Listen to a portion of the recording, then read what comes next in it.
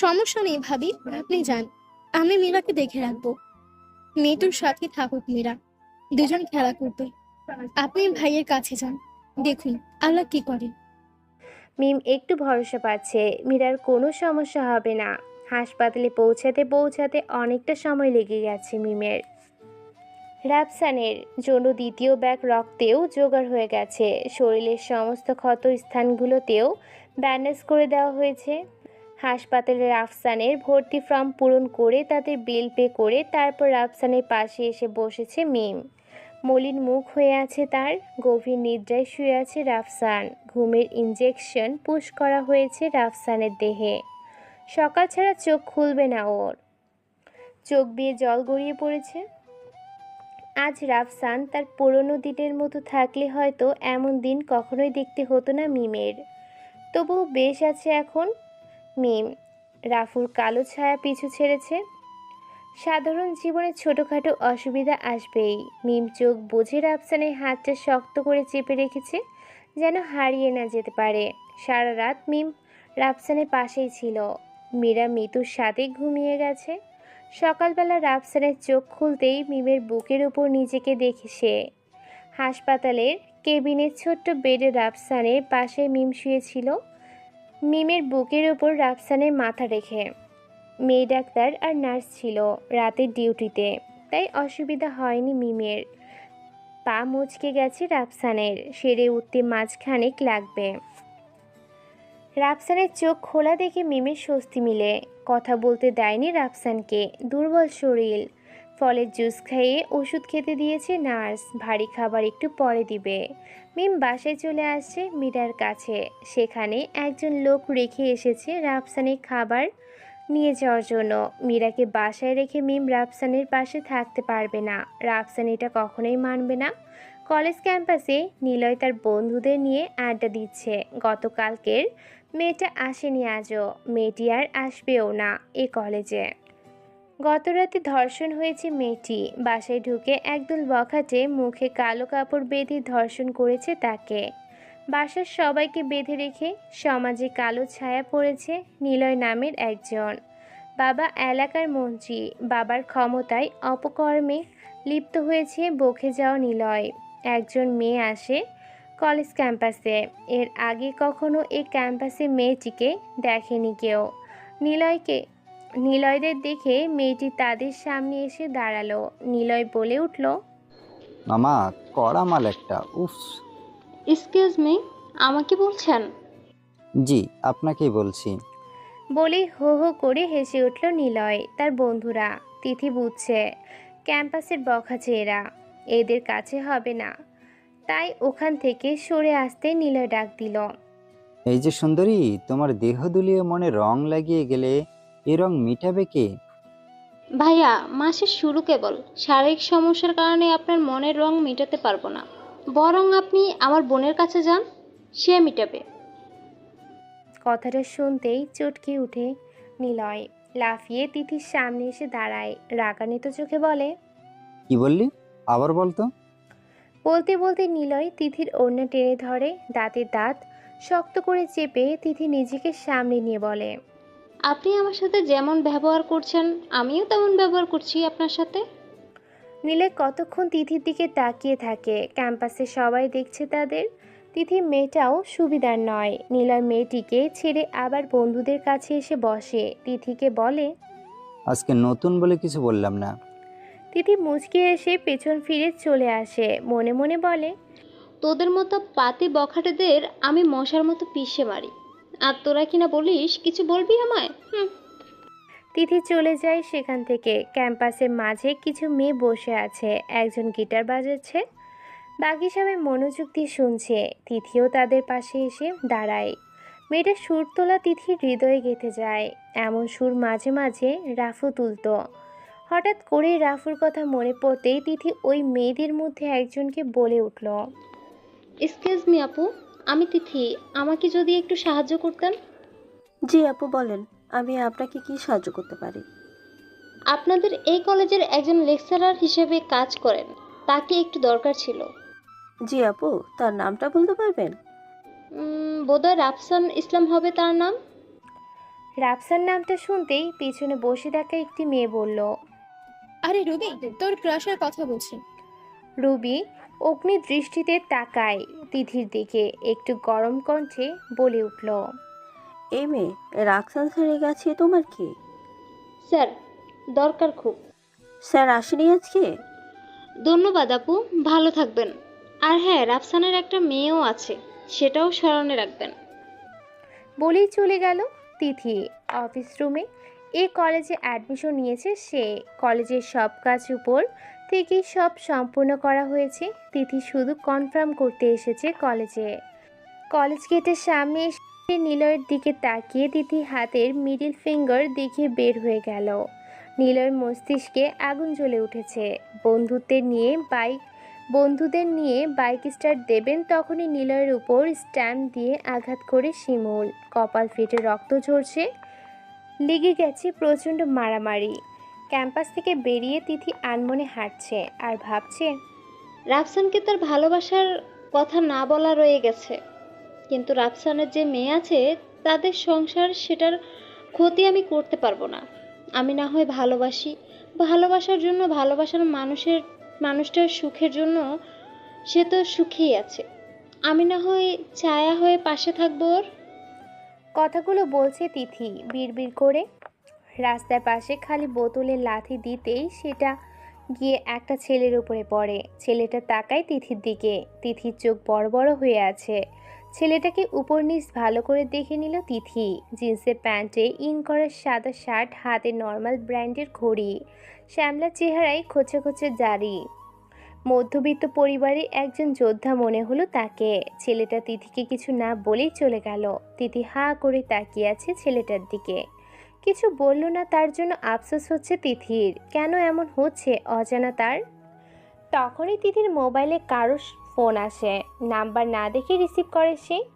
অপর পাশে মানুষটা বলতে লাগলো, তিথি, কলেজে এডমিশন নিয়েছিস? জি, নিয়েছি, কিন্তু আপনি কে? নাম্বার দেখোনি?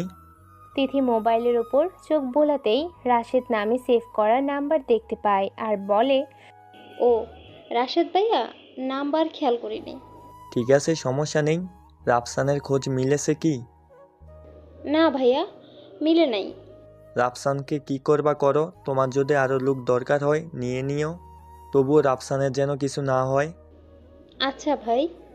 কিন্তু আমার সন্দেহ হচ্ছে তোমরা পারবে কিনা ওকে রক্ষা করতে। বস বলেছে ওর শরীরে যেন একটু আঁচড়ও না লাগে। জি ভাই, আমি সম্পূর্ণ চেষ্টা করব। এটা জেনে রেখো, রাফসানকে খুন করার জন্য ইন্টারন্যাশনাল কিলার হায়ার করা হয়েছে। ভাই, আপনি ভুলে গেছেন হয়তো রাফসানকে। বলিনি, কিন্তু রাফসান অস্ত্র রেখে দিয়েছে। ভাই, অস্ত্র রেখেছি চালানোর, ভুলেনি। যাই হোক, সাবধানে পদক্ষেপ নিবে। জি ভাই। ফোন কেটে দেয় রাশেদ। রাশেদ ব্ল্যাক ড্রাগন গ্যাংয়ের একজন মেম্বার, শহীদ হাসানের অ্যাসিস্ট্যান্ট। শহীদ হাসান কখনোই রাফসানকে হারাতে চাইবে না। রাফসান যে তার প্রথম ভালোবাসার সন্তান, তাই তার দেহরক্ষী হিসেবে গোপনে তিথিকে পাঠিয়েছে রাফসানের চারপাশে থাকার জন্য। শ্যাডো হান্টার নামে গোপন গ্যাং ক্রিকেটার করেছে শহীদ হাসান, যা শুধুমাত্র রাফসানকে প্রোটেকশন দেওয়ার জন্য। শ্যাডো হান্টার ব্ল্যাক ড্রাগনের বেস্ট স্নাইপার শুটারদের নিয়োগ দেওয়া হয়। তিনি ফোন রেখে বাসায় যাওয়ার জন্য এগোচ্ছে। কলেজ ক্যাম্পাসের গণ্ডগোল শেষ হতেই আহত মানুষদের হাসপাতালে নেওয়া হয়েছে। নীলয় গ্রুপ আর শিমুল গ্রুপে এমন গণ্ডগোল লেগেই থাকে প্রায় সময়।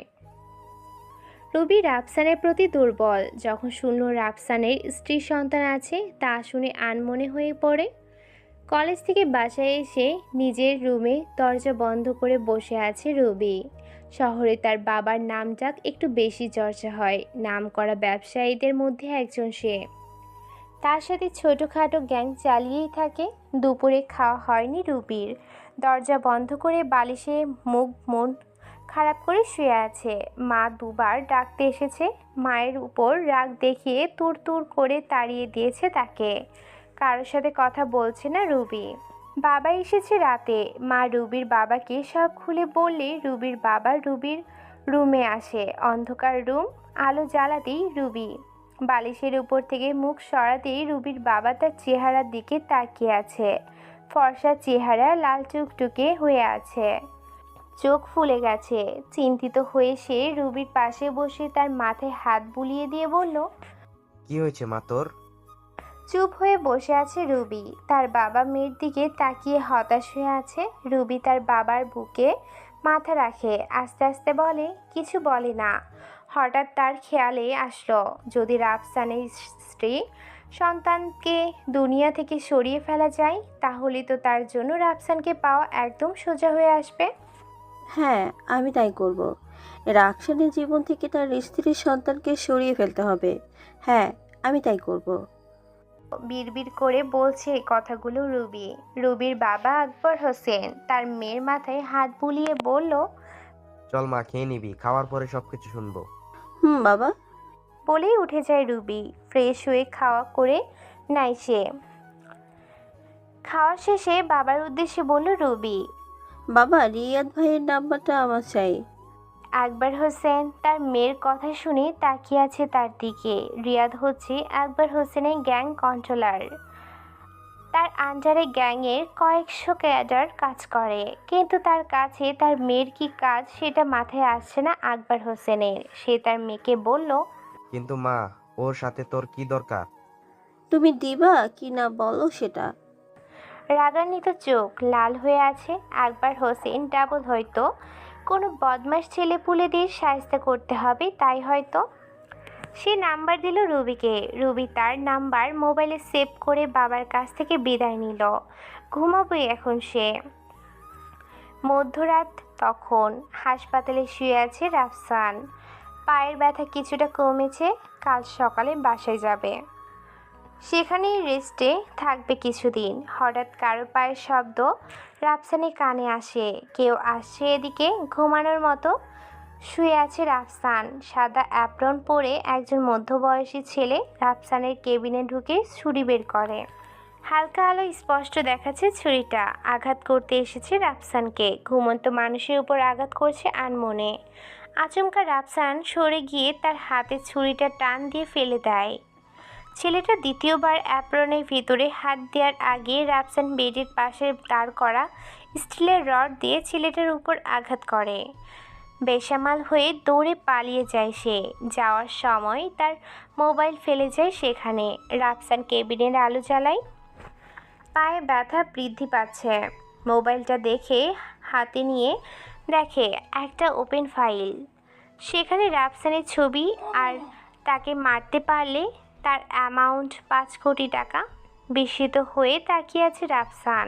তার পরিচয় সম্পূর্ণ গোপন, তবুও তার শত্রুদের ভাড়াটে ক্যাডার তার কাছে পৌঁছে গেছে। কিন্তু কিভাবে? রাফসানকে তো কেউ চেনে না, তাহলে তার ছবি এদের কাছে কিভাবে? তাহলে কি কেউ নিজের লোক বিশ্বাসঘাতকতা করছে? রাফসানকে এক রহস্য ধাঁধায় ফেলে দিয়েছে এই মোবাইলটা। হঠাৎ ফোন আসে সে মোবাইলে, একবার বস নামে সেভ করা। রাফসান ফোনটা রিসিভ করতেই অপর পাশে মানুষটা বলতে লাগলো, 8914, কাজটা কি সম্পূর্ণ হয়েছে? রাফুকে কি মারতে পারছিস? একজন কি আর রাফুকে ছুতে পারে? আরে, আমার তো কপাল খুলে গেল, রাফুর কণ্ঠ শুনেছি। আকবরের কথা শুনে রাফসান খটখট করে হেসে উঠল আর বলল, দেখ, তুই কে সেটা জানি না, কিন্তু রাফু তার আগের ফর্মে যদি একবার আসে, তোর রাফুর কণ্ঠ শোনার কানটাই থাকবে না। চোখ দিয়ে তাকে দেখার আগে চোখ দুটো উপরে উঠবে, গলা দিয়ে শব্দ বের হবে না, তার আগেই কণ্ঠনালী আলাদা হবে দেহ থেকে। বুঝতেই পারছিস তুই কতটা ভাগ্যবান যে রাফু তার ফুল ফর্মে নেই। ওমা, আমি ভয় পাইছি। আকবর ব্যঙ্গ করে কথা বলছে। সে ভাবছে মজা করছে রাফু। রাফু কিছু বলবে তার মধ্যেই আকবর আবার বলল, তোর খেলা শেষ রাফু, অপেক্ষা কর। ফোনটা রেখে দেয় আকবর। রাফসান মোবাইলের দিকে তাকিয়ে আছে। আকবর নামটা প্রথম শুনছে সে। পুরনো কোনো শত্রুর নাম যে আকবর তা মনে করতে পারছে না রাফসান। চুপচাপ বেডে বসে আছে। পূর্ব আকাশ থেকে আজানের ধ্বনি আসছে। রাফসান অজু করে ফজরের নামাজ পড়ে নিজেকে গুছিয়ে নিতে শুরু করে। তার বাসায় যাওয়ার তাড়া খুব। সকাল 10টা তখন। মীরা দৌড়ে রাফসানের কেবিনে ঢুকছে। পাপার কোলে উঠে না কতদিন ঝাপটে ধরেছে রাফসানকে মীরা।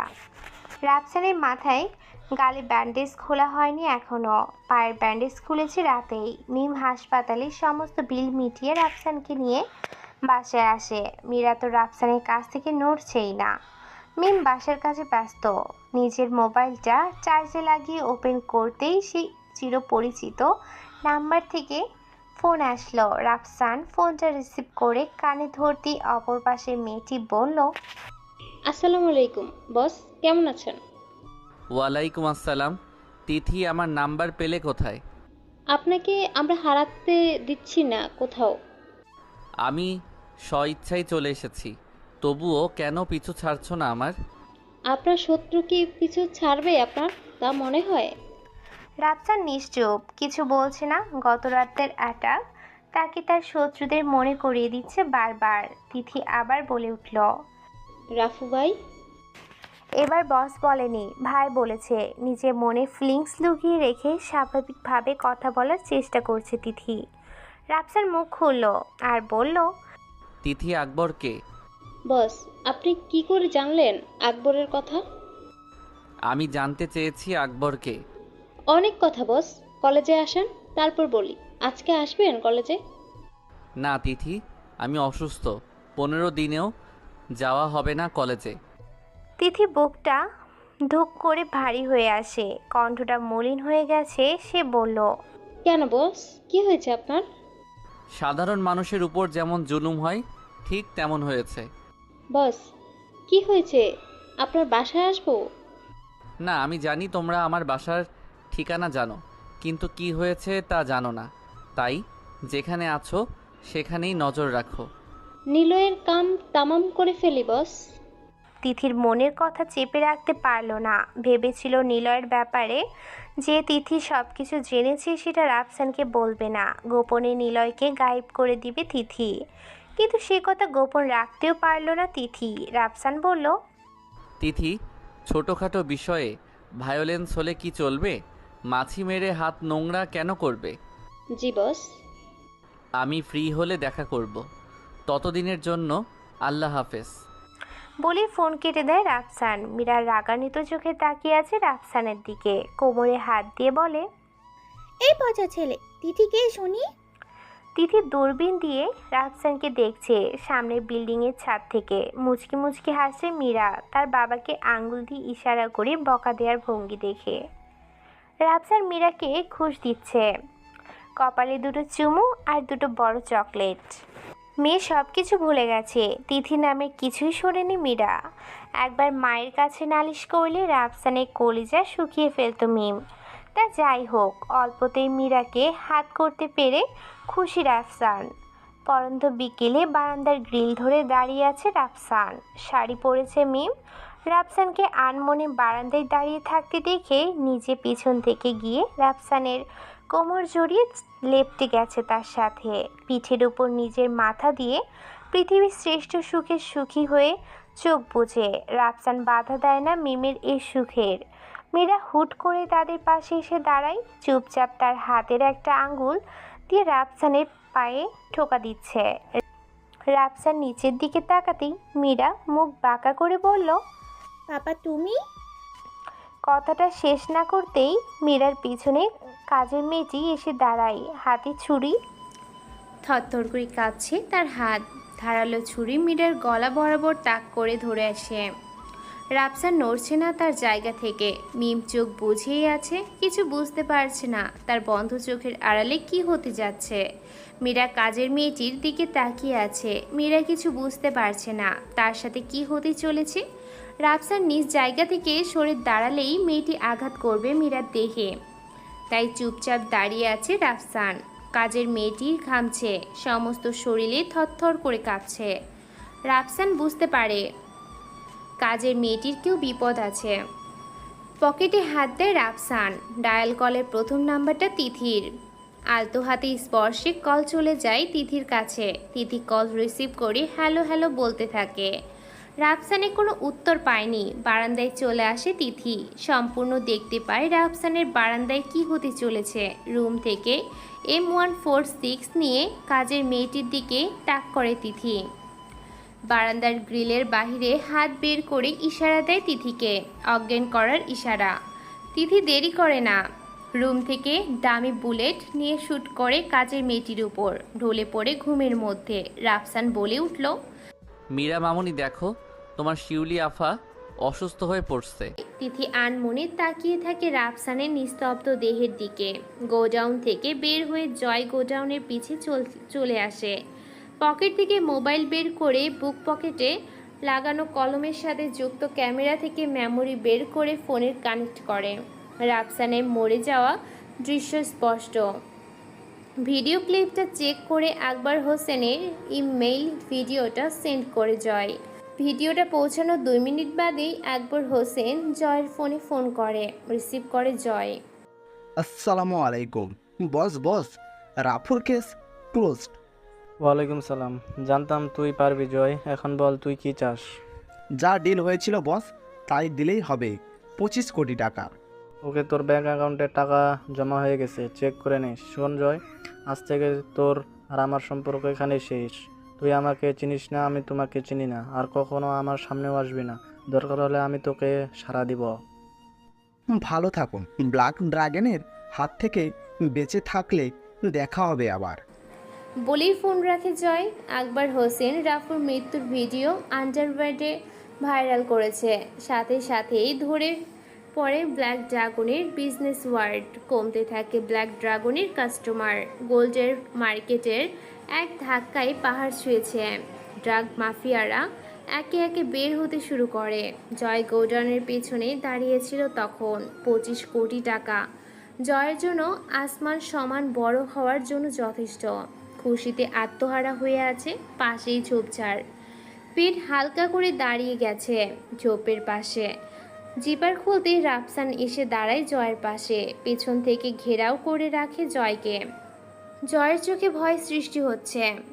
রাফু পেট হালকা করছে। ঝোপের মধ্যে জয় পেন্ট ভিজিয়ে ফেলেছে। রাফুর কাজ শেষ হলে জয়ের কাঁধে হাত রাখে। রাফু বলে, 25 কোটি টাকা একটু বেশি, তাই না তিথি? কি যে বলেন বস, আমি তো 5 কোটি টাকা পেলে আপনাকে মেরে ফেলার প্ল্যানিং করতাম। কিন্তু কিন্তু কি তিথি? যদি কখনো স্বপ্নেও ভুলে যাই যে আপনি কে, তাহলে তো আপনাকে মারার প্ল্যান করতে আমার হাঁটু কাঁপবে। জয় হয়তো ভুলে গেছে রাপু অস্ত্র রেখেছে, কিন্তু চালানি বলে নেই। জয় শুনছে তিথির কথা। মৃত্যুর ভয় ক্রমশই বাড়ছে তার। কিন্তু তার কৌতূহলী মন বারবার জানতে ইচ্ছে করছে রাফসান কিভাবে বাঁচল। সে তো নিজেই তার বুকে গুলি চালিয়েছে। জয়ের মুখের দিকে তাকিয়ে আছে রাফু। বুঝতে পারছে জয়ের কনফিউশন। রাফু বলতে থাকলো, জয়, গেমটা ভালোই খেলেছিস, কিন্তু কার সাথে গেম খেলতে যাচ্ছিস সেটা কখনোই ভাবিসনি।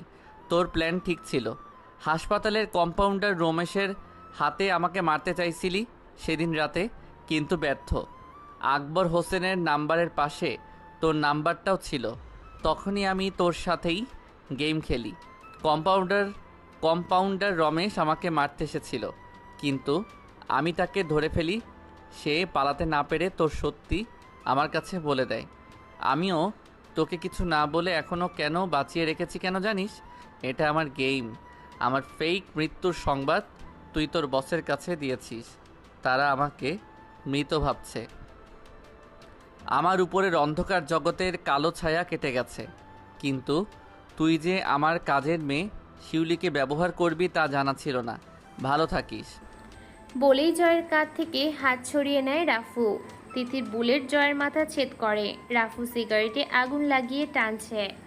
জয়ের লাশ সে ঝোপের নিচে গর্ত করে পুঁতে ফেলে। শিউলিকে নিজের বাসায় রেখে আসে তিথিদের গ্যাং। তিথি বলল রাফুকে, বস, আজ রাতে পার্টি হবে আমার কাছ থেকে। না, পারবো না তিথি। মিমকে নিয়ে বাসা চেঞ্জ করতে হবে। বস, রাতের পার্টিতে আপনার জন্য অপেক্ষা করব। রাফসান মুচকি হাসি হেসে চলে যায় সেখান থেকে। তিথি রাফসানের জন্য একটা বাসা ঠিক করে রেখেছে। মিম মীরাকে নিয়ে বাসায় আসলেই হবে। রাফসান নিজের রুমে এসে মিমকে বলল, তোমার যা কিছু নেবার নিয়ে নাও, এই বাসা চেঞ্জ করছি আমরা আজকেই। কোনো কিছু কি হয়েছে? না, কিছু হয়নি, কিন্তু বাসা চেঞ্জ করতে হবে এখনই। মিম দ্বিতীয় কথা বলার সাহস পায়নি। রাফসানের পায়ে ব্যথা, খুঁড়িয়ে খুঁড়িয়ে হাঁটছে। মীরার কাছে এসে বসে রাফসান। মীরা ঘুমাচ্ছে, তার মাথায় হাত বুলিয়ে দিয়ে বলল, মামুনি, তোমাদের ছায়া হয়ে থাকবো সারা জীবন। আলতো করে ওর কপালে চুমু দেয় রাফসান। মিমের সামান্য কিছু জামা কাপড় নিয়েছে। মীরার রাফু ও কিছু কিছু নিয়েছে। সন্ধ্যা নামার আগেই রাফসান তাদের নিয়ে নতুন বাসায় উঠেছে। সুন্দর করে সাজানো এই রুম তিথি নিজ হাতে সাজিয়েছে। জয়ের প্ল্যানিংয়ের কথা জেনেই তিথিকে একটা বাসা নিতে বলেছিল রাফসান। তিথি সে অনুযায়ী এই রুমটা নিয়ে সাজিয়ে রেখেছে। মিমের পছন্দ হয়েছে খুব। ব্যালকনির ছোট্ট বাগানটা দেখে লাফিয়ে উঠছে, কিন্তু তার মন খারাপ। নতুন করে সব কিছু গুছিয়ে নিতে হবে, কষ্ট হবে। রাফসানের মনে ভয়, বুকটা ভার হয়ে আছে। মীরার যদি কিছু হয়ে যেত তখন নিজেকে ক্ষমা করতে পারতো না রাফসান। মাথা ঝিমঝিম করছে। রুম থেকে বের হয়ে ছাদে আসে। আকাশ কালো হয়ে গেছে, রাত নেমেছে বিবর্ণ আকাশে। হালকা বাতাসে ছাদের পরিবেশ অন্যরকম হয়ে আছে। তিথিরের কাছ থেকে সিগারেট নিয়েছিল, সেটা আছে এখনো। মেয়েটা সিগারেট খায় না, আমার জন্য সবসময় 2-3টে রেখে দেয়। আসলে কি চায় মেয়েটি? কথাটা ভাবছে রাফসান, আর সিগারেটে আগুন জ্বালাই সে। বুকটা জ্বলছে। মিম রাফসানের পিছনে এসে দাঁড়িয়ে আছে অনেকক্ষণ। সিগারেটের অর্ধেক শেষ। মিম রাফসানের সিগারেট হাত থেকে নিয়ে ফেলে দেয়। রাফসানের মস্তিষ্ক গরম হয়ে উঠেছে। কি করলে এটা? সিগারেট ফেলে দিয়েছি। তুমি বলেছিলে না সিগারেট খাবে না? আমি সিগারেট খাচ্ছি, তাতে কি হয়েছে? অনেক কিছু হয়েছে। বলছি তুমি খেতে পারবে না তো পারবে না। তোর কথায় আমি সিগারেট বন্ধ করব নাকি? বলেই রাফসান মিমের সামনে আরও একটা সিগারেট বের করে। মিম সেটাও তার হাত থেকে নিয়ে ফেলে দিতেই রাফসান মিমের গালে চড় বসিয়ে দেয় আর বলে, তোকে বলছি না আমি সিগারেট খাবো। মিম গালে হাত দিয়ে দাঁড়িয়ে আছে। হাতের 5টা আঙ্গুল তার গালে স্পষ্ট বসে গেছে। রাফসানের রাগ আরও বৃদ্ধি পাচ্ছে। মনে চাচ্ছে মিমের অন্য গালেও চড় বসিয়ে দিতে। নিজেকে সামলে নেয় রাফসান। ছাদ থেকে নেমে চলে যায় তিথিদের পার্টিতে। তিথি লোকেশন বলে দিয়েছিল রাফসানের মোবাইলে। সেখানে পৌঁছে দেখে কত মানুষ সেখানে নাচানাচি করছে মাতাল হয়ে। তিথি বসে আছে সোফায়। রাফসান কাউন্টারে গিয়ে মদের বোতল নেয় একটা। গ্লাসে দিতে চেয়েছিল সেখানে থাকা মেয়েটা, কিন্তু রাফসানের বোতল চাই। দিতে বাধ্য সে। গলা ভিজিয়ে ফেলেছে রাফসান। তিথিরের দিকে তাকিয়ে দেখছে রাফসান। তিথি শুকনো ঠোঁট রাফসানের ঠোঁটে বিঁধে গেছে। নেশায় ডুব দিয়েছে রাফসান। তিথি চেয়েছিল এটা। নেশায় হলেও ভালোবাসার মানুষটার স্পর্শ পেতে চেয়েছে তিথি। আজ পূরণ হবে সে মনোকামনা। রাফসানের হাত ধরেই তিথির রুমে নিয়ে আসে সে। পাশেই শুয়ে আছে তিথি। রাফসান হালকা করে কোমর টেনে নেয় তিথির। সামান্য ঠেলে দিয়ে সরে আসে তিথি। দরজার কাছে দাঁড়িয়ে আছে মিম। অগ্নি দৃষ্টিতে তাকিয়ে আছে সে। তাকে ফোন করা হয়েছে। কি করেছে? তিথি নিজের স্কার্ট ঠিক করে নেয়। মিমের সামনে এসে দাঁড়ায়। কেমন আছো মিম? তুমি আমাকে কিভাবে জানো? আমি আপনাকে শুরু থেকেই চিনি, জানি আপনি কে। তোমার লজ্জা করে না সব কিছু জেনেও এমনটা করতে? লজ্জা কেন হবে? ঠাস করে তিথির গালে থাপ্পড় বসিয়ে দেয় মিম। তিথি আবারও মিমের দিকে তাকায় আর বলে, তুমি ভুল ভাবছো মিম, আমি তেমন মেয়ে নই। মিমের থাপ্পড়ের গতি তিথিকে বুঝিয়ে দিয়েছে। মিম তিথিকে নষ্টা মেয়ে ভাবছে। তিথি জবাব দিল। মিম পাল্টা জবাবে বলল, তোদের আমার জানা আছে তোরা কেমন মেয়ে। মিম, তুমি কি ভাবছো? তুই একটা নষ্টা মেয়ে। অন্যের স্বামীর চোখে নেশা জড়িয়ে তাদের সাথে ফষ্টি নষ্টি করিস। মিমের কথাটা শেষ না হতেই তিথি মিমের গাল দুটো এক হাত দিয়ে চেপে ধরে দেয়ালের সাথে ঠেকিয়ে ফেলে। দাঁতের চাপে গাল ব্যথা পাচ্ছে মিম। ঘুমিয়ে উঠছে সে। তিথি বলল, তুই শুধু রাপুর স্ত্রী বলে বেঁচে আছিস, না হলে এ কথা অন্য কেউ বললে তার জিভটা টেনে ছিঁড়ে ফেলা আমার বাঁ হাতের কাজ। তুই এখানে আসছিস কার জন্য জানিস? রাপুর জন্য। আর আমি রাপুর ছায়া হয়ে থাকি সারাটাক্ষণ।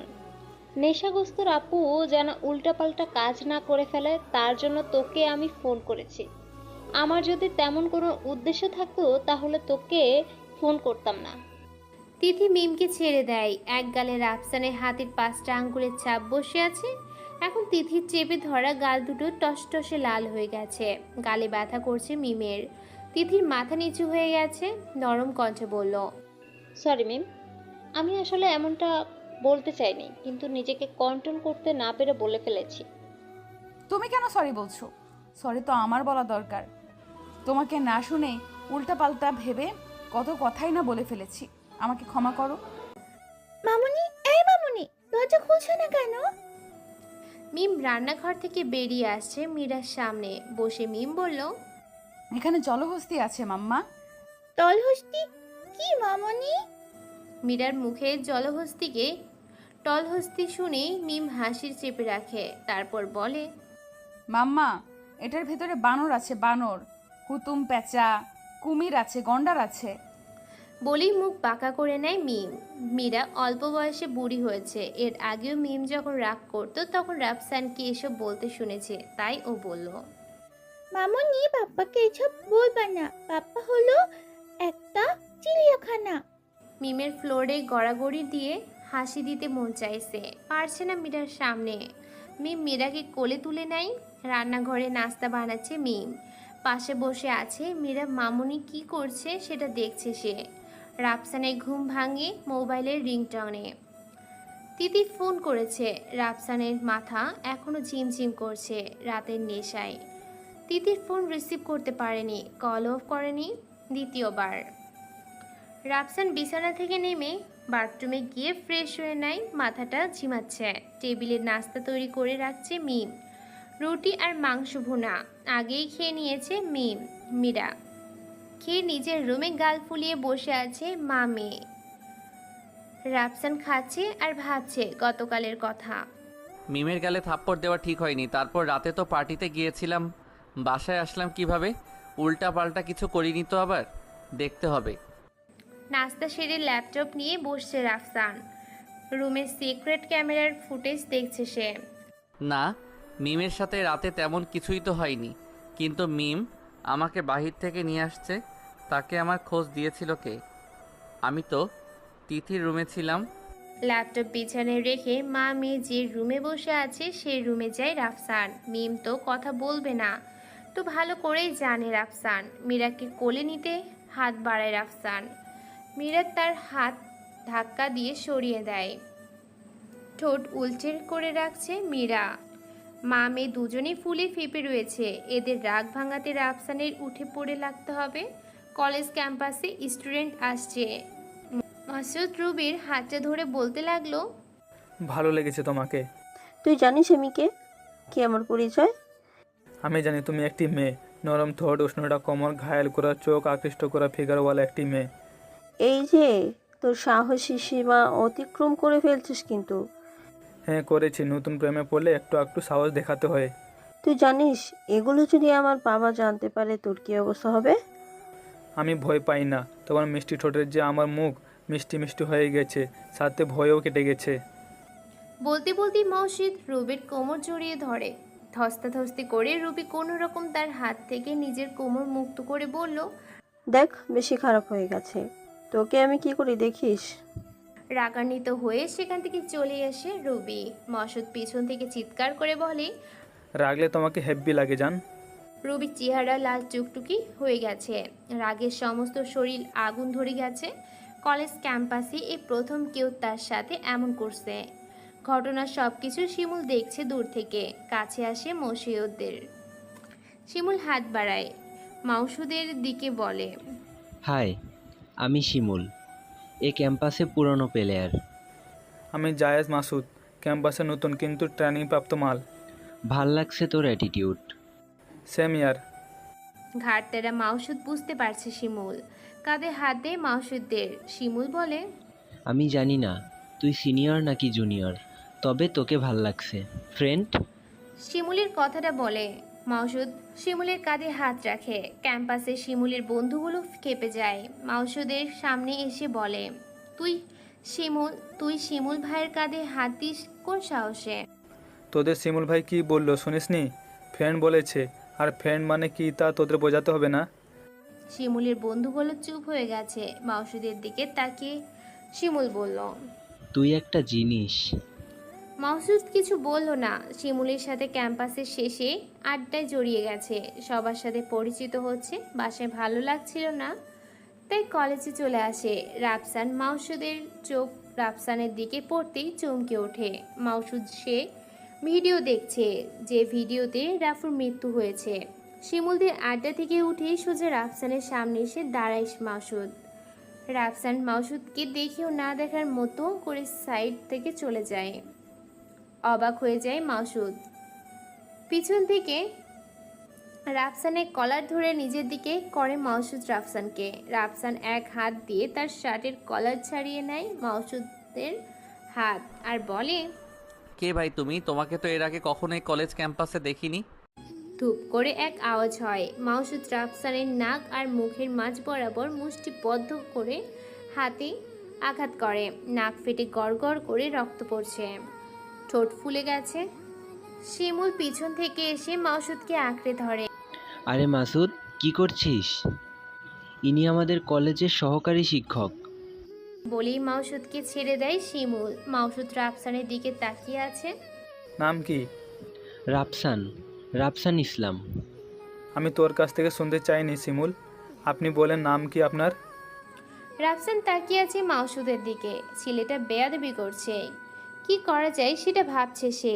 মাউসুদ রাফসানকে ভালো করেই চিনে। সে এমন বলদ মার্কা চেহারা ভঙ্গিতে থাকবে না, এটাই মাউসুদের রাগ হওয়ার কারণ। রাফসানের মুখ থেকে হালকা করে শব্দ বের হয়। সে বলে, দেখো, আমি একজন শিক্ষক, ভদ্রতা বজায় রেখে কথা বলো।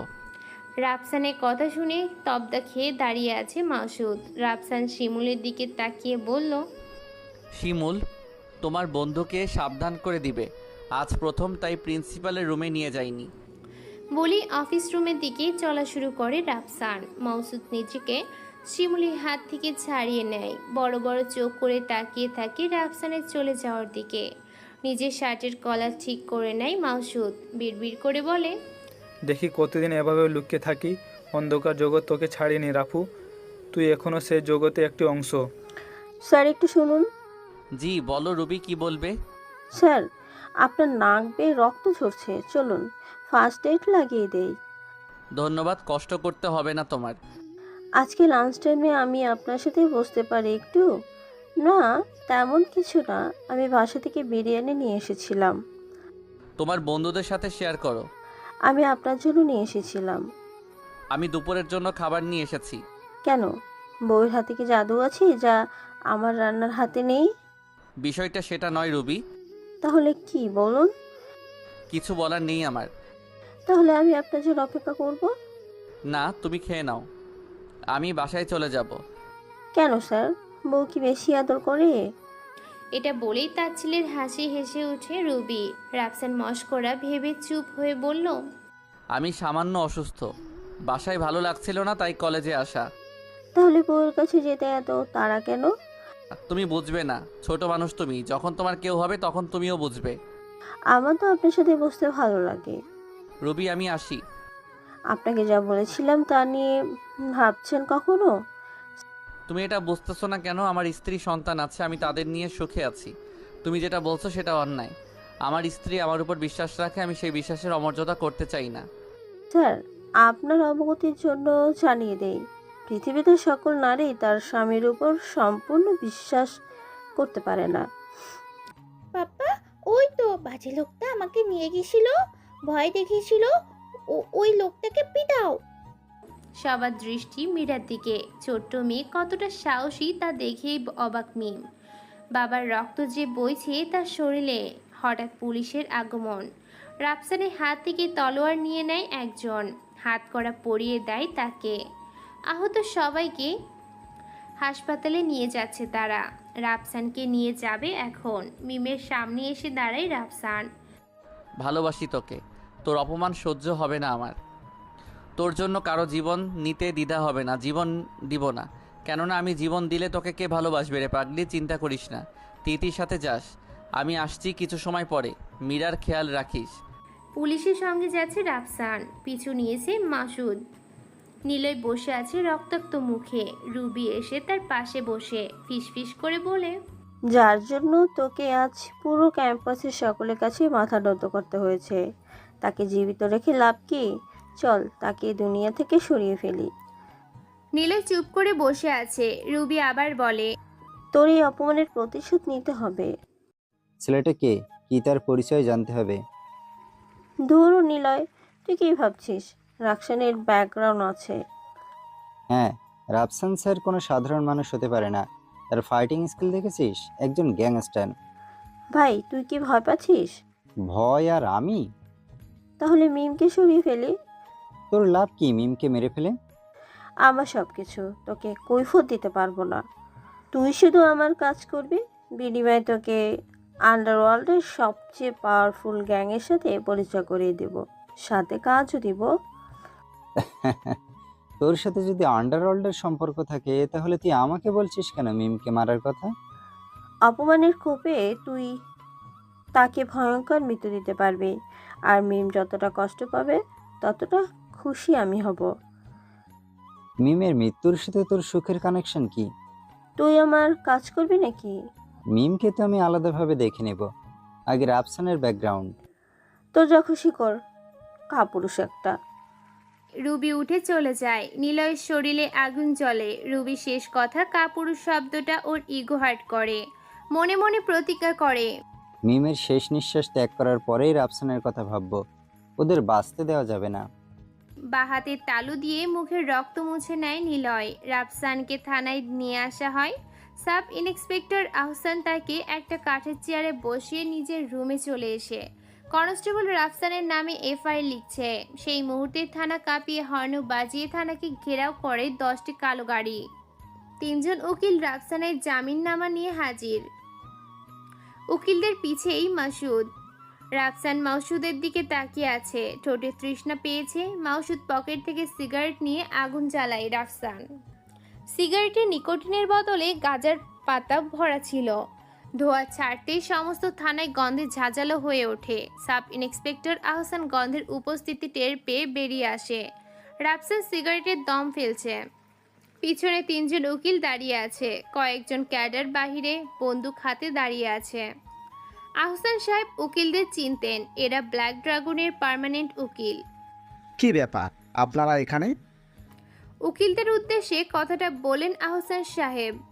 তাদের মধ্যে একজন রাফসানের জামিননামা বের করে আহসান সাহেবের হাতে দেন। আহসান সাহেব বললেন, কার জামিননামা এটা? হাতের ইশারা দিয়ে রাফসানকে দেখিয়ে দেয় তারা। আহসান সাহেব কাগজটা হাতে নিয়ে দেখতে থাকেন। হঠাৎ চোখ দুটো বড় বড় হয়ে যায় তার।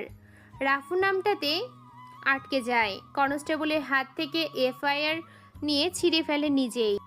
সরি স্যার, ভুল হয়ে গেছে।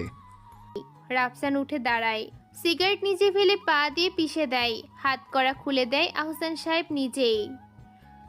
রাফসান চুপচাপ বেরিয়ে আসে থানা থেকে বের হতেই গাড়ি থেকে একজন ক্যাডার ফোন হাতে। বস বড় স্যার লাইনে আছে। বড় স্যার রাফসানের বাবা। রাফসান ফোন নেয় তার কাছ থেকে। কেমন আছো বাবা? তুই কেমন আছিস রাফু?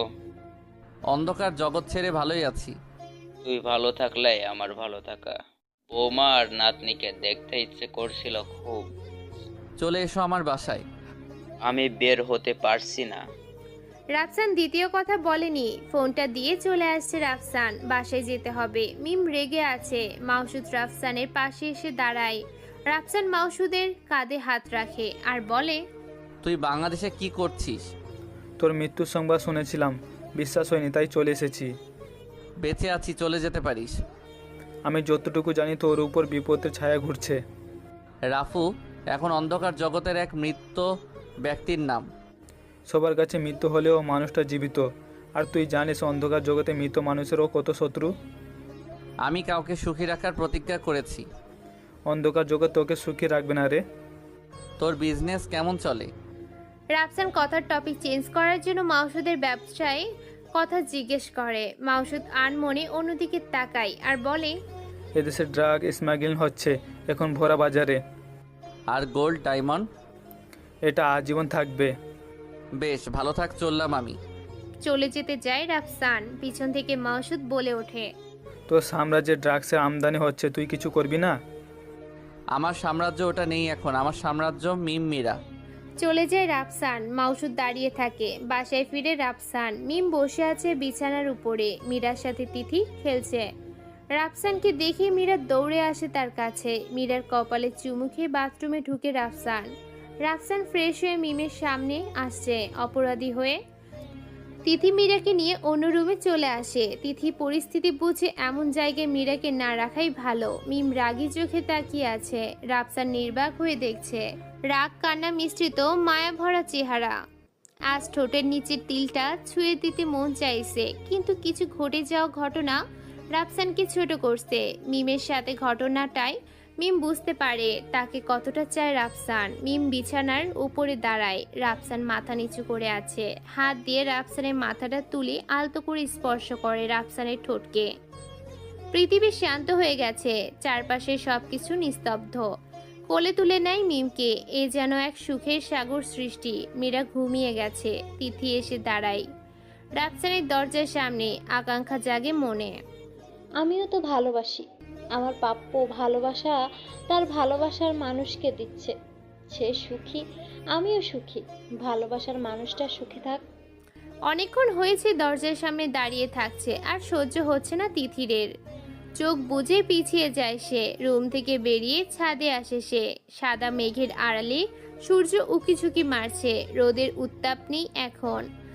ছাদের এক কোণে বসে পারে সে, পা দুটো ঝুলিয়ে। ছোট্ট ছোট পাথর পাশেই ছিল। হাতে নিয়ে ছুঁড়ে মারছে পাশের ফাঁকা জমির দিকে। মনটা খা খা করছে। একটু জলের প্রয়োজন। যার কাছে চাইবে সেই অন্য কাউকে সাপ্লাই দিচ্ছে। সে খুশি আছে। তিথি নিজেকে সবসময় শক্ত রাখে, দুর্বল হতে দেয় না। নিয়তির খেলা সব। যাকে ভালোবাসি তার সুখী কামনায় নিজেকে উৎসর্গ করে দিয়েছি। এ তো ভালোবাসার প্রতিদান। আমার ভালোবাসার শেষ চুম্বন রাতের ঘোর অন্ধকারে স্বপ্নের তরে সীমাবদ্ধ থাকে।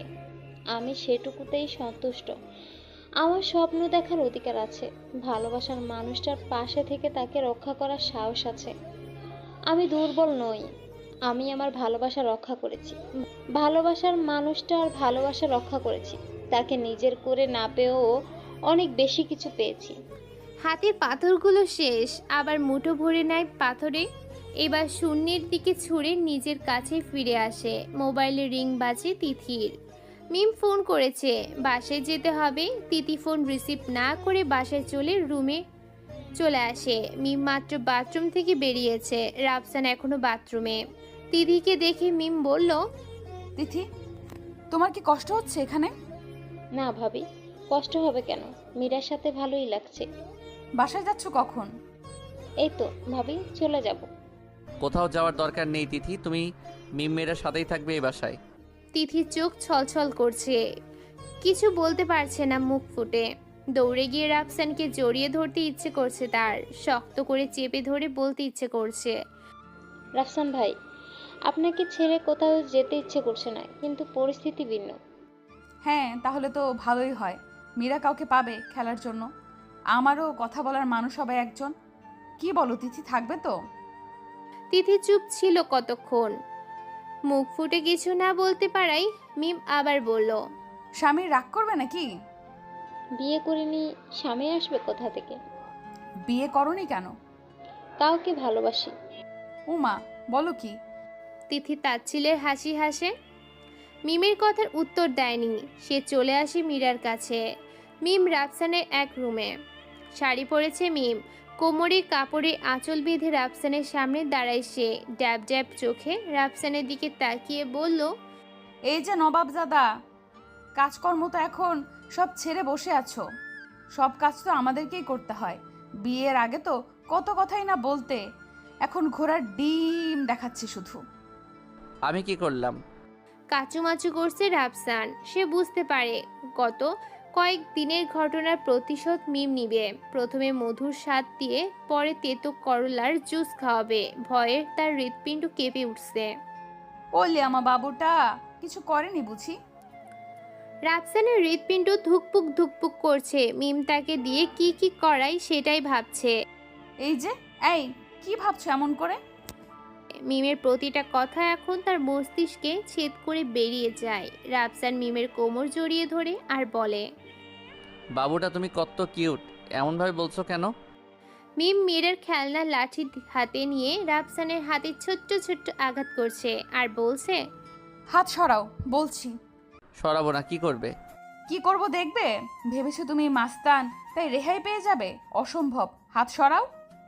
তড়িঘড়ি করে রাফসান মিমের কোমর থেকে হাত সরিয়ে নেয়। কাচুমাচু করছে, চাইলে জোর করে করতে পারে মিমের সাথে, তাহলে বিপরীত আরো ঝামেলা পড়তে হবে তাকে। সে ভয়ে চুপচাপ সহ্য করছে রাফসান। আন্ডারওয়ার্ল্ডের আতঙ্ক সে, সংসারে আতঙ্ক মিম। ভয় না পেয়ে উপায় নেই। এই উঠে দাঁড়াও, চলো এখন আমার সাথে। কোথায় যাব সোনাটা? চলতে বলছি চলবে, কোনো কথা নেই। মিম রাফসানকে নিয়ে রান্নাঘরে ঢুকিয়ে দেয় আর বলে ওঠে, আজকে সকল রান্না তুমিই করবে। থালা বাসন সবগুলো সুন্দর করে ধুয়ে সাজিয়ে রাখবে। এগুলো শেষ হলে ঘর মুছবে।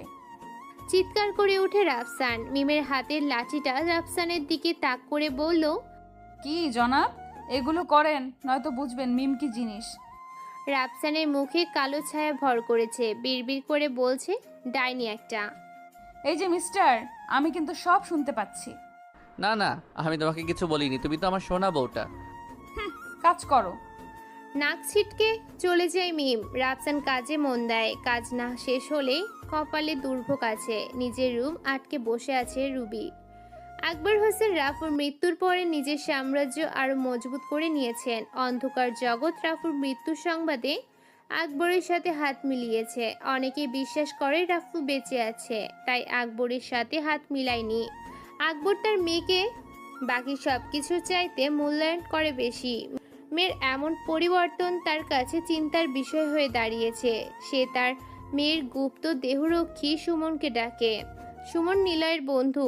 রুবির সব কিছু জেনেছে। আকবর হোসেনের সামনে দাঁড়িয়ে আছে সুমন, মাথা নিচু করে বলে, বস, আপনার মেয়ে একজনকে ভালোবাসে। তাকে পাওয়ার জন্য মনমরা হয়ে বসে থাকে সব সময়।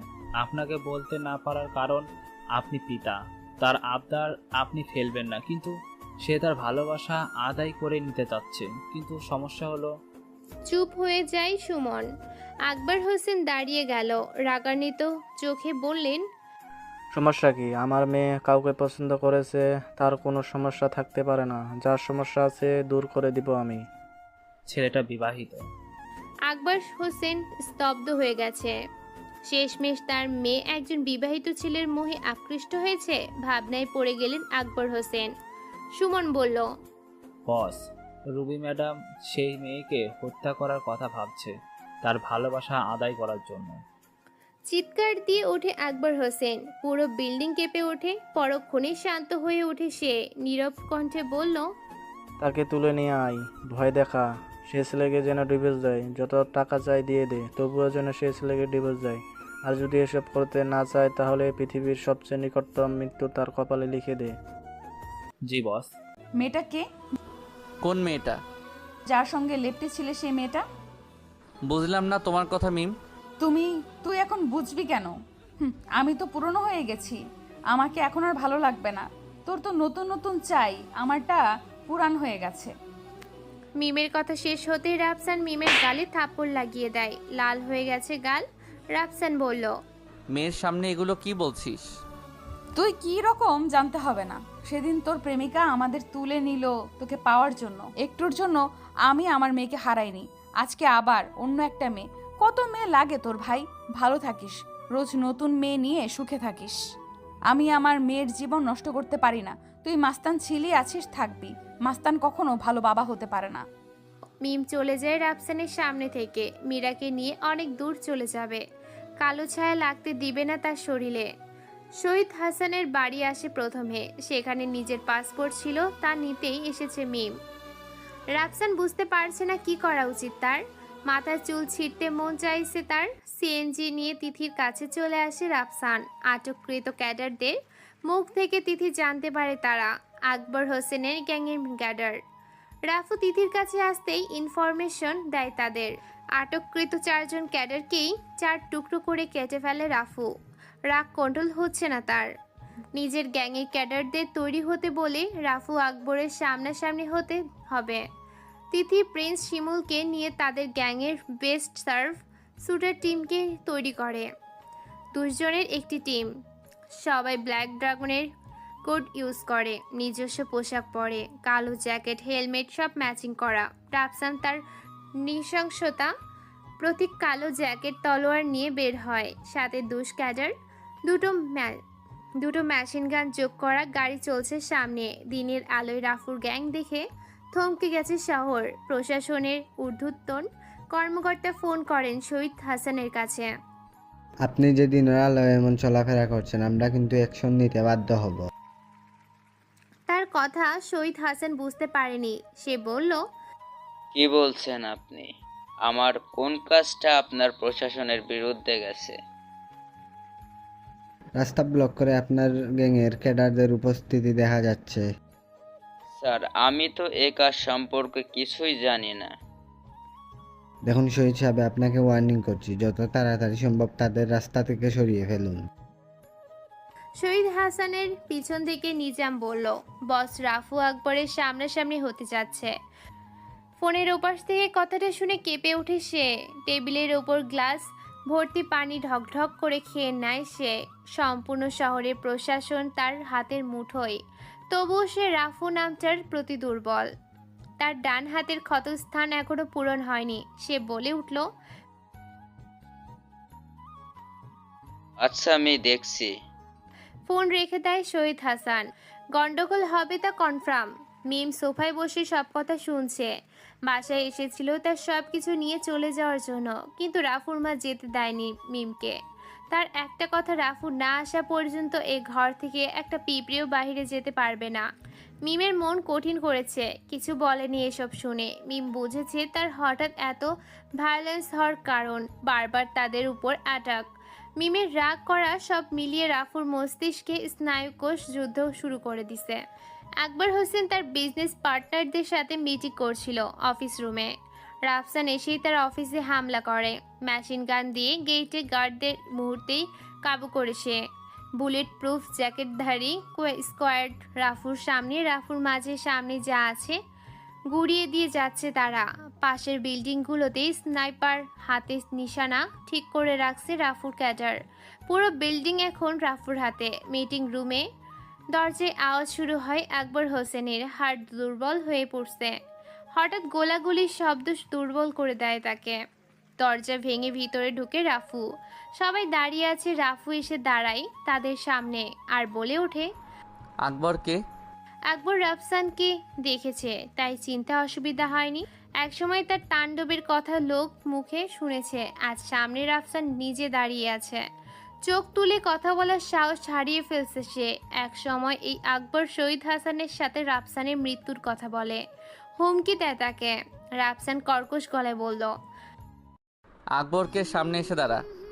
আকবরের 2 জন ক্যাডার পিস্তল বের করতেই পিছন থেকে গ্লাস ভাঙার শব্দ হয়। লুটিয়ে পড়ে তারা, মাথা থেতলিয়ে গেছে। আকবর তাকায় গ্লাসের বাহিরে। স্নাইপার হাতে দাঁড়িয়ে আছে প্রিন্স, তিথি, আরো 20 জনের মতো। 3-4 জন পিঠ হালকা করে ফেলেছে সেখানেই। আকবর রাফুর সামনে আসে আর বলে, তুই আকবর? হা হা হা, শালা ভিতর ডিম। তুই আসছিস আমাকে খুন করতে, আমার পরিবারের দিকে নজর দিয়েছিস, আমাকে খুন করতে চাইছিস, ভালো, কিন্তু আমার পরিবারের দিকে নজর দিয়ে ভুল করেছিস আকবর। আমি তোর পরিবারের উপর হামলা করি নাই। আমার উপর হামলা করিয়েছে কে? আমার স্ত্রী সন্তানকে তুলে আনছে কে? সুমন তোর লোক ছিল, তাকে ঠিকানায় পাঠিয়ে দিয়েছি। আমাকে খুন করতে চাইছিস কেন? ক্ষমতা হাসিল করার জন্য। এই তোর ক্ষমতা? হো হো করে হেসে দেয় রাফসান। দুহাত মেলে পিছু সরে দাঁড়ায় রাফসান, বলে, এটা আমার রাজত্ব, এখানে আমার দিকে চোখ তুলে তাকানোর সাহস নেই কারো। তোর ক্ষমতা চাই? দেখ, এটাই আমার ক্ষমতা, আমার রাজত্বে আমার নিয়ম চলবে। তোর সাহস হয় কিভাবে আমার কলিজায় আঘাত করার? সামনে এগিয়ে আসে রাফু, পিস্তলের নলটা আকবরের মুখের মধ্যে ঢুকিয়ে দেয় আর বলে, একটা বুলেট তোর ক্ষমতা শেষ। ভয় তৈরি কর, ক্ষমতা আপনা আপনি চলে আসবে। আর এই রাজত্বে ভয়ের নাম রাফুর। তোকে মারছি না, তোকে শাস্তি দিব, চোখ তুলে তাকানোর শাস্তি। আকবর হোসেন বাঁশের তৈরি টুথপেক ইউজ করে। টেবিলের উপরে পরিত্যক্ত টুথপেক পড়ে আছে, সেটা হাতে নেয় রাফু। পিছন থেকে চারজন এসে আকবরের হাত পা শক্ত করে চেপে ধরে, বাম চোখের ভিতরেই ছোট্ট টুথপেক ঢুকিয়ে দিয়ে হালকা গুটিয়ে উপড়ে ফেলে চোখ। আকবরের চিৎকারে সমস্ত বিল্ডিং কেঁপে ওঠে। উপড়ে ফেলা চোখ আকবরের হাতে দিয়ে বেরিয়ে আসে রাফু। আকবর ছটফট করছে, তার সহকর্মী তাকে হাসপাতালে নিয়ে যায় এই মৃত্যু যন্ত্রণা থেকে মুক্তি দিতে। রাফু বাসায় আসে ক্লান্ত শরীর নিয়ে। বাসার মূল দরজা ঠেলে ভিতরে ঢুকেই দেখে মিম বসে আছে সে সোফায়। তার ব্যাগ গুছানো, মেয়েকে নিজের কোলের উপর বসিয়ে রেখেছে। রাফসানের হাত মুখে রক্ত লেগে আছে। মিম তাকে দেখেই তার মাকে বলল, আপনার ছেলে এসেছে, এখন আমি চললাম। আপনার ছেলেকে বলে দিয়েন তার শত শুভাকাঙ্ক্ষী আছে, তাদের নিয়ে সংসার বাঁধতে। আমি তার সাথে সংসার করতে পারবো না, ডিভোর্স লেটার পাঠিয়ে দিব। বলে দিন আপনার ছেলেকে। রাফসান শুনছে মিমের কথা, কিছু না বলে হাতে লেগে থাকা রক্ত মিমের আঁচলে মুছে নেয়। চিৎকার করে বলে, মা ক্ষুধা লাগছে, খেতে দাও। আচ্ছা বাবা, তুই একটু অপেক্ষা কর, আমি বেড়ে দিচ্ছি। হাত তো ধুয়ে নে। পিছন থেকে বাবা বললেন কথাটা। রাফসান বাবার দিকে ফিরে বলল, মানুষের রক্ত সমস্যা হবে না। মিমের দিকে কারোর নজর নেই। মিম কেমন যেন করে উঠল। কি হচ্ছে এসব? রাফসান এবার একটু জোরেই বলল, আকবরের চোখ উপড়ে দিয়েছি, আমার মেয়ের দিকে তাকানোর শাস্তি। আমার মেয়েকে যদি কেউ আমার থেকে আলাদা করে না। হাসছে আমাকে ভয় দেখাতে। বাবা বলে দেবেন আপনার ছেলেকে আমি এসবে ভয় পাই না। শহীদ হাসান হাসছে। মিম সোফা ছেড়ে উঠে টেবিলের কাছে আসে। রাফসানের রক্ত মাখা হাত এক জগ পানি ঢেলে ধুয়ে দেয়, তারপর খাওয়া শুরু করেছে। মিম আবার এসে সোফায় বসলো, বাবার দিকে তাকিয়ে বলল, বাবা উকিল ডাকুন, আপনার ছেলেকে ডিভোর্স দিব। সাইন করার জন্য হাত থাকবে না। আমি গন্ডারের কথায় ভয় পাই না বাবা, বলে দিবেন। মিমের কথা শুনে কেউ কিছু বলল না। তার গলা শুকিয়ে আসছে বারবার। শালা লাল বাদর হনুমান খচ্চর একটা, মেয়েদের চুমু খাবে, কিছু বললেই ভয় দেখাবে। আমি ভয় পাই না, আমি ভয় পাই না। বলতে বলতে নিজের রুমে চলে আসে মিম। সুটকেস থেকে জামা কাপড় ছুঁড়ে মারছে বিছানার উপর আর বলে, হাতি মোটা চামড়ার বাদর, শালা বদমাইশ, যদি পারতাম না তোকে আমি কুচি কুচি করে কিমা বানিয়ে খেয়ে ফেলতাম। আল্লাহ কোন শাকচুন্নির কবলে ওই হারামজাদায় পড়ছে, একটু রক্ষা করো, ওই বানরটাকে কুচি কুচি করে কাটবো। চিৎকার করে কথাগুলো বলছে মিম। বাসার সবাই শুনছে কথাগুলো। মীরা বাবার কাছে আসছে না, সোফায় বসে দাদার সাথে খেলছে। মীরা বাবা পাগল, বাবার কাছ থেকে দূরে যাবে না। মিম প্রচন্ড রেগে আছে।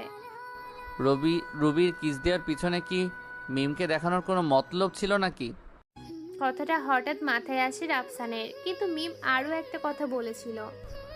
সেদিন কিডন্যাপ করেছিল তাকে এক মেয়ে, তার ভালোবাসা আদায়ের জন্য। কিন্তু সে মেয়েটাকে রাফসানকে ভাবায় কথাটা। কি করবে এখন? যদি একবার করে থাকে, সে আর মিম মীরার দিকে স্বপ্নেও তাকাবে না। নিলয়কে খুঁজে পায়নি, পাওয়া গেলে অবশ্য কিছু জানা যেত। রাফসান চিন্তিত মিমকে নিয়ে। তার রাগ ভাঙানো সহজ নয়। শত চেষ্টার পরেও যখন হাত ছুঁতে পারে না, রাফসান তখন কেঁদেই দেয়, বাচ্চা ছেলেদের মতো। তবুও তার অভিমান কমে না। রাফসানে খাওয়া শেষ হলে মিমের সামনে যাওয়ার সাহস করে। মিম রুমে বসে আছে। রাফসান রুমের ভিতর আসতেই মিম চিৎকার করে বলল, এদিকে আয় লাল বাদর, তোকে আমি কুচি কুচি করে কাটবো। মিমের পাশেই রাফসানের প্রিয় তলোয়ার। রাফসান দাঁড়িয়ে গেছে। মিম আবার বলতে লাগলো, ভয় পাচ্ছিস কেন? কাছে আসবি না? হ্যাঁ, আমি কাছে যাই আর তুমি আমাকে কিমা বানাও। আমার কাছে আসবি কেন? তোর তো প্রেয়সীর অভাব নাই। তুমি ভুল বুঝছো মিম, ওটা আমার কলেজের স্টুডেন্ট ছিল।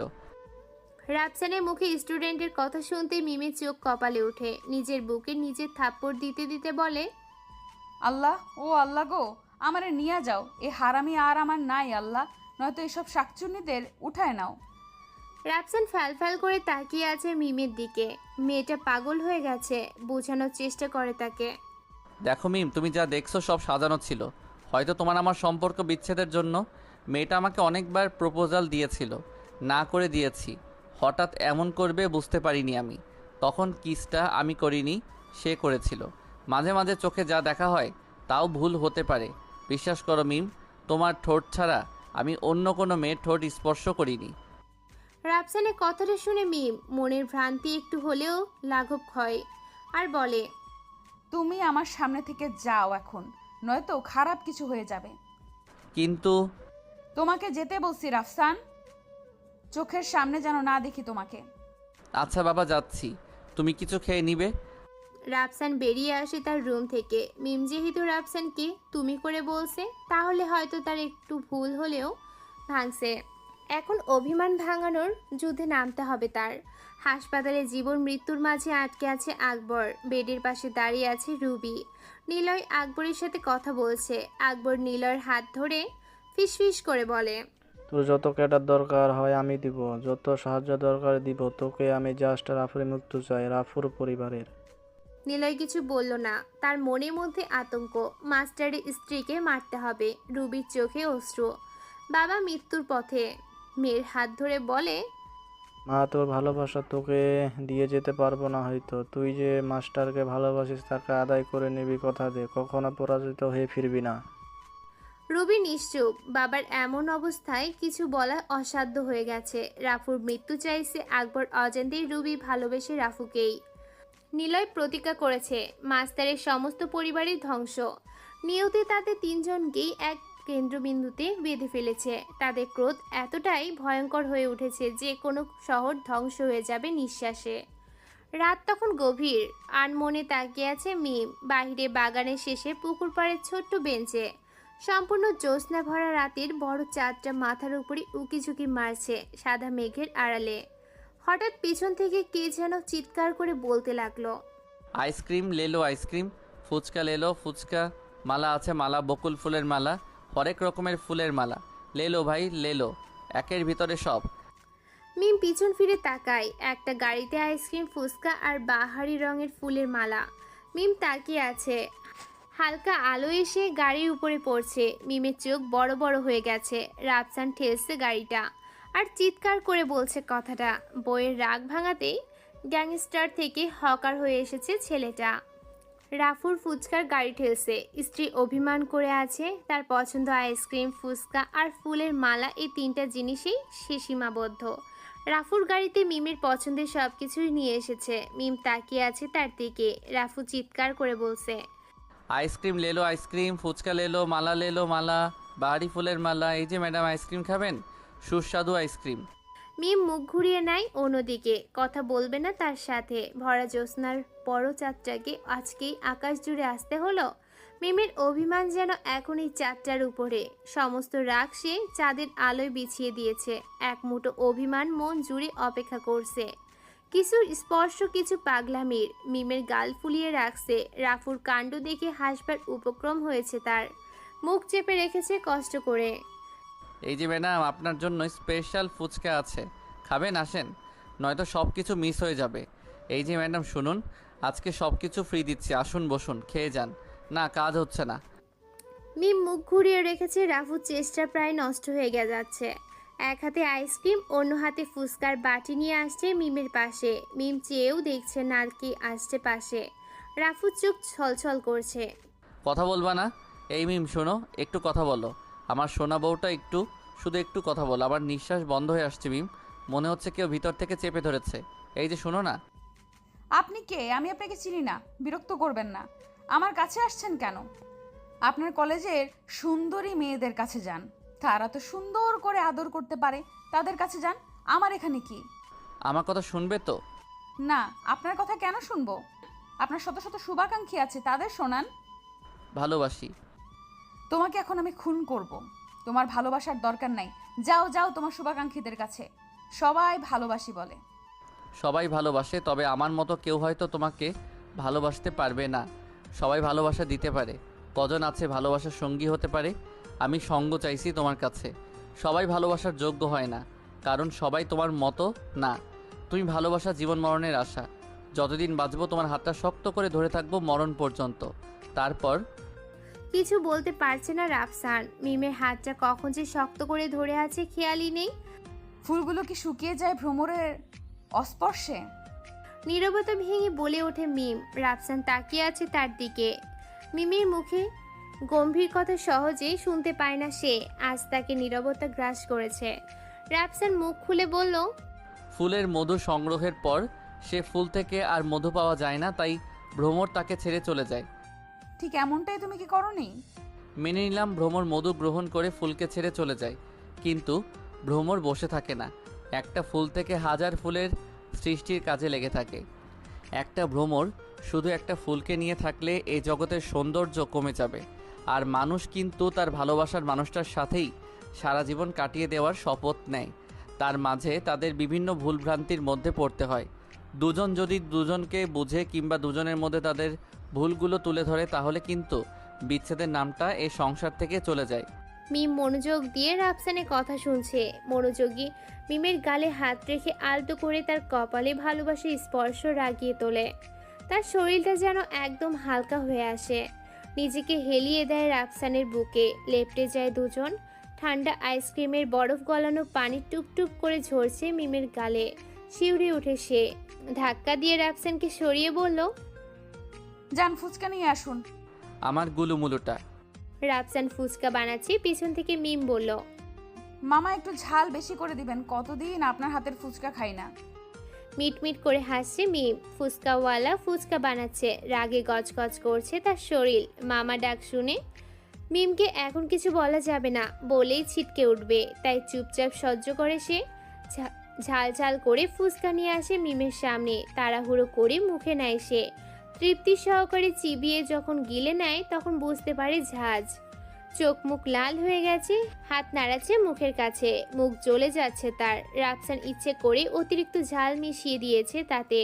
মিম সহ্য করতে পারছে না। রাফসানের শার্টের কলার ধরে টেনে নিয়ে যায় তার কাছে। সমস্ত ঝাঁজ রাফুর শরীরে মিশিয়ে দেয়। চাঁদ লজ্জা পাচ্ছে, নিজেকে লুকিয়ে নিয়েছে মেঘের আড়ালে। পাহাড়ি ফুলের সুগন্ধি তাদের মুগ্ধ করছে। সকাল সকাল তিথির ফোন আসে রাফসানের কাছে। বস, নিলয় রুবির খোঁজ মেলেনি কলেজের ক্যাম্পাসে। নিলয়কে আমার চাই। বস, নিলয় আন্ডারগ্রাউন্ডে। আর রুবি কোথায়, তাকে কি পেয়েছো? তাকে পাইনি বস, খুঁজছি আমরা। আচ্ছা, আমাকে আপডেট করতে থাকবে। তিথির ফোন রেখে ইমেল চেক করেছিল সে। কলেজ থেকে নোটিশ আসছে, রাফসানকে কলেজের চাকরি থেকে বরখাস্ত করা হয়েছে। সে মিটমিট করে হাসি দিচ্ছে। হাসির মানেটা অন্য কিছু। রুবি নিজের বাবার সকল ব্যবসা দেখছে। অন্ধকার জগতে পদার্পণ করেছে রুবি। নিজের সব কিছু দিয়ে নিজেকে তৈরি করছে এই জগতে টিকে থাকার জন্য। আকবর হোসেনের এক চোখ চিরতরে নষ্ট হয়ে গেছে। ডাক্তারের সকল চেষ্টা বৃথা হয়েছে, তার চোখ ফিরিয়ে দিতে পারেনি। রুবি এতদিনে প্রতিজ্ঞা করেছে তার বাবার প্রতিশোধ নিজ হাতে নিবে। আর আন্তর্জাতিক যত হাই পাওয়ারের আর্মস আছে সবগুলো চালানোর প্রশিক্ষণ, দেহ রক্ষার প্রশিক্ষণ সবকিছু নিজের আওতায় নিয়েছে গত 2 মাসে। রাফসান নিজের পরিবার নিয়ে নিজের বাসায় সময় দিয়েছে, তাদের নিয়ে বের হয়নি কখনো। বিপদের ভয়ে প্রতিপক্ষ শত্রু নির্লজ্জ কর্মকাণ্ড রাফসানকে অবাক করে। রাফসানের সতর্কবার্তার পরেও তার পরিবারের উপর হামলা দেখে একটু ঘাবড়ে যায় রাফসান। তাই গত 2 মাস বাসার বাইরে আসেনি তারা। পরিস্থিতি স্বাভাবিক মনে হচ্ছে মিমের কাছে। বিকেল হয়ে আসছে, মিম শাড়ি পরে বের হয়ে আসে রাফসানের কাছে। রাফসান বিছানায় শুয়ে মুভি দেখছিল। মিম এসে বসে তার পাশে আর বলে, সোনা বাবুটা। মিমের আলাদি কথায় সে বুঝতে পারে কোনো একটা বাহানা করবে সে। ভারী মুখ করে বলল, কি বলবে বলো? একটু নরম হয়ে কথা বলো না। জি মহারানী, বলুন, আমি শুনছি। চলো না বাহির থেকে ঘুরে আসি, তুমি আর আমি সাইকেলে চড়ে। আমি তোমার সামনে আসব, তুমি পিছনে বসে সাইকেল চালাবে। ব্রেক দেওয়ার বাহানা করে আমার কোমর ছুঁয়ে যাবে, মুখ ডুবাবে আমার খোলা চুলে। তোমার মাথা গেছে মিম। জি না, আমি ঠিক আছি। চলো বাহির হব। না, পারবো না। মনে থাকবে তো? মনে থাকবে। ভেবে বলছো তো? এবার রাফসানের মনে ভয় ঢুকেছে। গত বছর ঘুরতে না নিয়ে যাওয়ার কারণে 2 মাস তার কাছে আসতে দেয়নি তাকে। হঠাৎ মনে পড়ে গেল সে কথা। গলা শুকিয়ে গেছে। হালকা করে টেবিলের উপরে রাখা পানি পান করে বলল, আমার সোনা বউটা। জাস্ট 2 মিনিট অপেক্ষা করো, আসছি আমি। যাও, পাঞ্জাবি পরবে, সাদা পাঞ্জাবি। নিস্তব্ধ রাস্তায় তারা দুজন। স্নিগ্ধ বাতাসে উঠছে চুল, শ্যাম্পু করা চুলের ঘ্রাণ ছড়িয়ে গেছে কৃষ্ণচূড়া ফুলের সাথে মিশে। পিছনে তাদের ফলো করছে তিথি, প্রিন্স আরও দুজন। সামনেই দাঁড়িয়ে গেছে তারা। পার্কের সৌন্দর্য তাদের মুগ্ধ করেছে। এক কোণে এসে বসে তারা। মিমের কোলে মাথা রেখে ঘাসের ওপর শুয়ে গেছে সে। রাফসানের মাথার ছোট ছোট চুলে হাত বুলিয়ে দিচ্ছে মিম। হঠাৎ করে রাফসান মিমের বুকে ধাক্কা দেয়। পিছনের দিকে হেলে পড়তেই ছুরির আঘাতে এসে রাফসানের বুকের উপরে ডান কাঁধে পড়ে। অর্ধেকটা ঢুকে গেছে। পিছনে দাঁড়িয়ে আছে নিলয়। মিমের চুল ধরে জোরে তার গালে থাপ্পড় বসিয়ে দেয়। ছিটকে পড়ে মাটিতে। হামাগুড়ি দিয়ে দাঁড়ায় রাফসান। বা হাত দিয়ে বুকে ছুরিটা বের করে পিছনে তাকিয়ে দেখে 25-30 জনের একটা স্কোয়াড দাঁড়িয়ে আছে অস্ত্র হাতে। তিথি, প্রিন্স, তাদের সঙ্গী সবাইকে বেঁধে ফেলা রাখা হয়েছে মাটিতে। চোখে ঝাপসা হয়ে আসছে, তবুও নিজেকে ঠিক রেখে বলল সে। কি চাই তোর নিলয়? টাকা, পাওয়ার, সব দিব। মিমকে যেতে দে। আমি তোদের লাশ চাই, লাশ। এই খেলার শেষটা আমি করি। কোমর থেকে পিস্তলটা বের করে তাক করে মিমের দিকে। রাফসানকে পিছন থেকে আটকে ধরে 4-5 জন। নড়তে পারছে না সে। মিম হালকা কণ্ঠে বলল, ভালোবাসি। রাফসানের চোখে জলে টলমল করছে। নিলয়ের হাত কাঁপছে না। শক্ত হাতে মিমের দিকে পিস্তল তাক করে গুনছে সময়।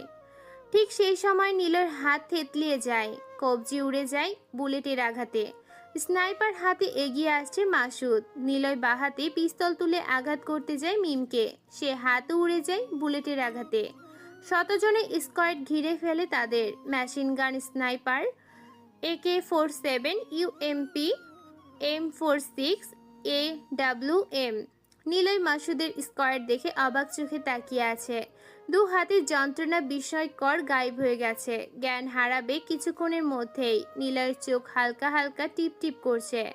রাফসানকে ছেড়ে দিয়ে আত্মসমর্পণ করে নিলয় স্কোয়াড সেখান থেকে আলাদা হয়ে যায় একজন। নিলয় রক্ত মুখে বলতে লাগলো, 420 বিশ্বাসঘাতক। কোড দিয়ে ডাকছিস কেন তাকে? নাম ধরে ডাক। ইভেন দাউদ ইন্টারক্যালেসের কন্ট্রোলার গোপন মিশনেই তোদের গ্যাংয়ে তার আগমন। নিলয় একবার তাকায় রাফসানের দিকে আর একবার মাসুদের দিকে। হান্টার কিলার আন্তর্জাতিক গ্যাংয়ের মধ্যে অন্যতম একটি গ্যাং, যার বস মাসুদ। স্নাইপারটা কাঁধে নেয় সে। রাফসান মিমের দেহ ধরে তুলে দাঁড় করায়। বুক থেকে রক্ত ঝরছে তার। ছুরির আঘাতে ক্ষত বিক্ষত হয়েছে বুক। কিছু হয়নি তো তোমার মিম? লাগেনি কোথাও? মিম মাথায় হাত দেয়। থরথর করে কাঁপছে হাত। মিম বোঝাতে চাইছে ওর মাথায় ব্যথা লেগেছে। রক্ত গরম হয়ে উঠেছে রাফসানের। মিমকে রাস্তার দিকে মুখ ঘুরিয়ে রেখে বলে রাফসান, তোমার পিঠে যা খুশি হোক, পিছন ফিরে তাকাবে না। যা কিছুই হোক, একদম পিছু ফিরবে না। রাফসানের কথা শেষ হতেই তিথি এসে মিমকে আগলে ধরে। রাফি এসে দাঁড়ায় নিলয়ের সামনে। রক্তাক্ত ছুরিটা মাটিতে পড়েছিল, হাতে নিয়ে নেয়। মাসুদের দিকে তাকাতেই মাসুদ আরও একটা ছুরি এগিয়ে দেয় তার দিকে। নিলয়ের চোখ বন্ধ হয়ে আসছে। চোখ বুঝলে তা আর খুলবে না। রাফসান তার চোখ খোলা রাখতে চায়। ঠোঁটের উপর ছুরির আঘাতে ঝুলে যায় ঠোঁট। বিচিত্র রকমের আওয়াজ করে হতচকিত ওঠে। চোখ দুটো বড় বড় করে তাকায় রাফসানের দিকে। চোখে রক্ত জমাট বাঁধছে। তুই সেদিন বেঁচে ভুল করেছিস। সেদিনের মৃত্যুটা সহজ হতো খুব। আজকের তোর মৃত্যুটা তুই নিজেই চাচ্ছিস। এমন যন্ত্রণা চোখ ফেপে ওঠে সুস্থ মানুষের। রাফসান কথা বলছে তার সাথে, আর জখম করছে তার চোখ। ছুরি দিয়ে ঠুকঠুক করে উপড়ে ফেলছে চোখ। নিলয়ের সহ্য করার ক্ষমতা নেই। পা দুটো মাটির সাথে ঘেঁষাঘেঁষি করছে। রাফসানের ছুরি দুটো নিলয়ের মাথার উপর থেকে ঢুকে মস্তিষ্ক সহ বের করে ফেলে। বন্ধ হয়ে যায় নিলয়ের শেষ নিঃশ্বাস। প্রকৃতি শান্ত হয়ে গেছে। পাখিগুলো কিচিরমিচির শব্দ করা বন্ধ করে দিয়েছে। ভয় পেয়েছে তারা। রাফসানের সমস্ত শরীর রক্তে রঞ্জিত। মিমের পাশে হাঁটছে। মিম থরথর করে কাঁপছে। রক্তাক্ত হাতে মিমের হাতটা ধরে মিমকে বলল সে, তোমাকে কথা দিচ্ছি, আজকের পর থেকে আর কেউ তোমাকে আঘাত করবে না। তোমার মেয়ের দিকে কেউ চোখ তুলে তাকানোর সাহস করবে না। আমার কিছু হয়ে গেলে তুমি মীরাকে নিয়ে দূরে কোথাও চলে যেও। স্মৃতিতে রেখো। ভালোবাসি। আল্লাহ হাফেজ। মিমের হাতটা ছেড়ে দেয় রাফু। ক্রমশই ভেঙে পড়ছে মিম। তিথির সমস্ত শক্তি দিয়ে জড়িয়ে আছে তাকে। মিমকে গাড়িতে তুলে রাফুর সামনে চলে আসে তিথি। মাউসুদের স্কোয়াড নিল সমস্ত ক্যাডারদের হেডশটে মেরে এক জায়গাতেই জড়ো করে। দাঁড়িয়ে আছে ইবনে দাউদ। মাসুদের সামনে এসে দাঁড়ায় সে। রাফুও আছে তাদের সাথে। পুরো স্কোয়াড নিয়ে ক্যাম্পে চলে আসে রাফু। গোল টেবিলে বৈঠক বসে তারা। ইবনে দাউদ বলতে শুরু করে, বস, আপনাদের উপর যত হামলা হয়েছে একদিনে সবগুলো আকবর হোসেনের অগোচর হয়েছে। আকবর হোসেনের হাত নেই তাতে। আপনার পরিবারের বিপদ হয়ে দাঁড়িয়েছে একটি মেয়ে। পিছনে থেকে তিথি দাঁড়িয়ে বলল, মেয়েটি রুবি, আকবরের মেয়ে। হ্যাঁ ঠিক ভাই, রুবি রাফসানাকে পাওয়ার জন্য এসবে করেছে, কিন্তু সে জানে না এই রাফসান অন্ধকার জগতের রাফু। রুবি আরও প্রতিজ্ঞা করেছে অন্ধকার জগতের রাফুর হত্যা সে নিজ হাতে করবে, যার জন্য স্পেশাল ট্রেনিং নিয়েছে সে। এই ক্যাম্পে হামলা করবে তারা কিছুদিনের মধ্যেই। উদ্দেশ্য ব্ল্যাক ড্রাগনের বিনাশ। রাশিয়া থেকে গোপনে অস্ত্র আসছে এই দেশে। কালকে দিনে এসে পৌঁছাবে সেসব অস্ত্র। আর যদি একবার ওই অস্ত্র তাদের হাতে পৌঁছে যায় তাহলে ব্ল্যাক ড্রাগন সহ দেশের অনেক ক্ষতি হয়ে যাবে বস। বসের নির্দেশে আমি সে সকল ব্যবস্থা করে রেখেছি। সমুদ্রপথে আসবে সেই অস্ত্র। পায়রা সমুদ্র বন্দরে এসে আমার কথা, কিন্তু বাংলাদেশ সীমান্তে ঢোকার আগেই সে জাহাজ ধ্বংস করে দেওয়া হবে মিসাইল দিয়ে। দুটো হেলিকপ্টারে নিজাম আর ডেভিডের কাছে কন্ট্রোল রেখেছি। দাউদের কথা শুনে রাফু মাউসুদের দিকে তাকায়।